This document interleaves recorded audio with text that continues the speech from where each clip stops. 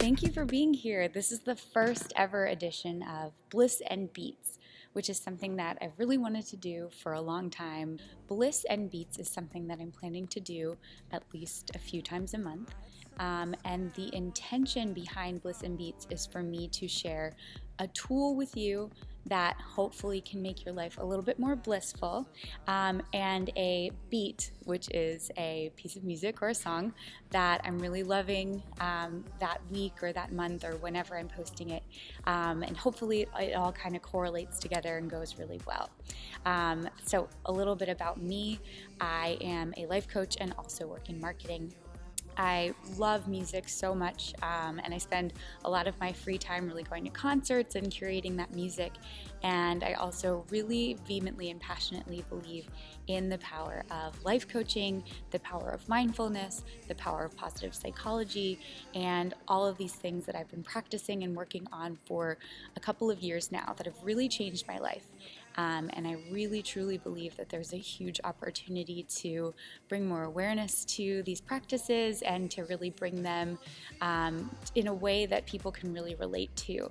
So for today, I wanted to talk about two things. I wanted to talk about bravery and identity. And these are two things that I really learned a little bit more about on a recent vacation to Costa Rica, which I just got back from about a week ago. I've never really been on an adventure vacation like that where you're going on excursions all the time. I typically have traveled, luckily, to places in Europe where we're eating and drinking and seeing the sights, but not really going on these crazy adventures. And so I was a little bit nervous going into this trip, and actually part of me didn't even want to go. So it took a little bit of courage to even say, okay, yeah, I'm gonna try this different part of the world than what I'm used to. So that being said, I did end up going, and I had an amazing time. We did so many different excursions, and I really just learned to put aside a lot of those fears.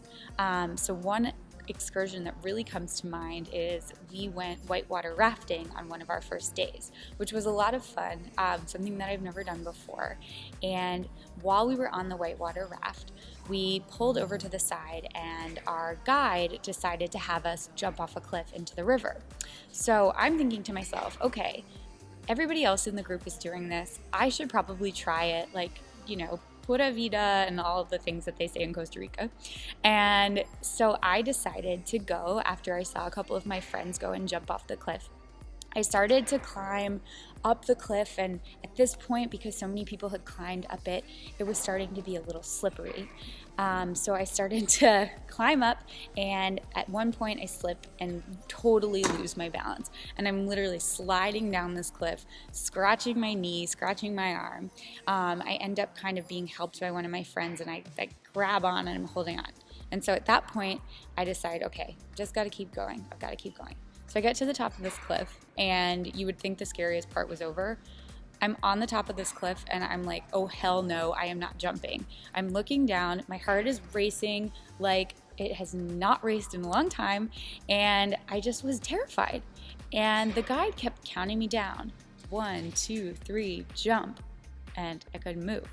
And he would count again, and I could not move. And I kept saying, okay, please just give me a second to breathe. But then, when I was finally able to just get over it and jump, I finally did it. And when I landed in that water, a ton of water went up my nose and it was uncomfortable, but it felt amazing to have done something that was so scary and so out of my comfort zone and so out of my norm, so out of this identity that I had created for myself as a person who doesn't do adventure vacations, who doesn't do these kinds of things. And it was pretty incredible. I think it's a lesson that will really stick with me for a long time. And so how this relates to you is really fears are just another idea and story that we tell ourselves. There's something that we create in our own minds. And the best way to tackle a fear is to just barrel head first and go for it. And you'll be amazed with the things that you can do and just how much you can grow as a person and defy these identities that you've created for yourself.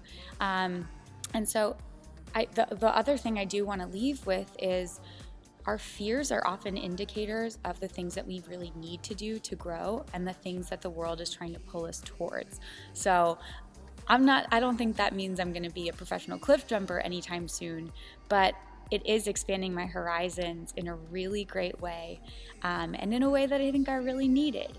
So I'm going to continue to carry some of that bravery and some of that zest for these different kinds of being and these different kinds of adventures. And I hope that you will do the same when fear presents itself. I hope that you'll take the big leap into the river. I hope you enjoyed this first Bliss and Beats, and visit thisisyescoaching.com/blog to see more. Thanks, guys.